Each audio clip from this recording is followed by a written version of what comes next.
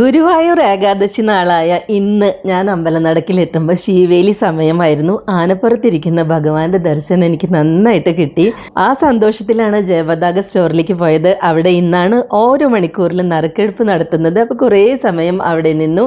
നറുക്കെടുപ്പിൻ്റെ ഒരു long video പുറകെ വരുന്നുണ്ട്.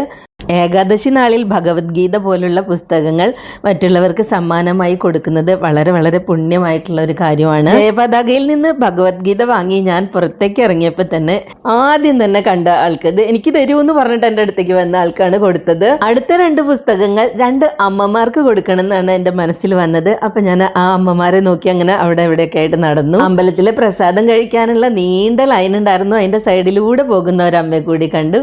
അവർ നല്ല പ്രസാദമുള്ള മുഖമായിരുന്നു. അമ്മയ്ക്ക് സന്തോഷമായി, അവർക്കും കൊടുത്തു. ഇനി ഒരമ്മയ്ക്കും കൂടി കൊടുക്കാനുണ്ട്. ആർക്ക് കൊടുക്കണമെന്ന് ചിന്തിച്ച് നിൽക്കുമ്പോഴേക്കും ചിരിച്ചോണ്ട് സംസാരിച്ച് നിൽക്കുന്ന ഒരു അമ്മയെ കൂടി കണ്ടു കേട്ടോ. പിന്നെ അങ്ങനെ അവിടെ നടക്കുമ്പോൾ കുറച്ച് സബ്സ്ക്രൈബേഴ്സിനെ കണ്ടുമുട്ടി. അതുപോലെ വൃന്ദാവന യാത്രയിൽ എന്നോടൊപ്പം ഉണ്ടായിരുന്ന അശ്വതിനെ കണ്ടു. പിന്നെ കുറച്ച് ബന്ധുക്കളെയൊക്കെ കണ്ടു. അങ്ങനെ ഏകാദശി ദിവസം ധന്യമായി.